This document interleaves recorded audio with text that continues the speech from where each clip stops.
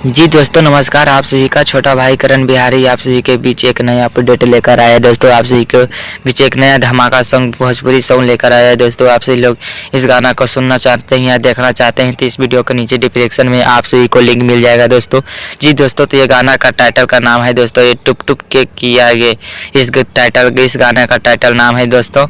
जी दोस्तों ये गाना गाए हैं दोस्तों अनुज चौहान जी ने गाना गाए हैं दोस्तों। ये इस गाना संग में गाए हैं दोस्तों अंकिता सिंह गाना गाए हैं दोस्तों। ये दोनों मिलकर गाना गाए हैं दोस्तों। आप सभी को अच्छा लगे तो इस गाना को बहुत बहुत दुलार प्यार दीजिएगा दोस्तों। ये गाना लिखे हैं दोस्तों योगी जी ने इस गाना को लिखे हैं दोस्तों।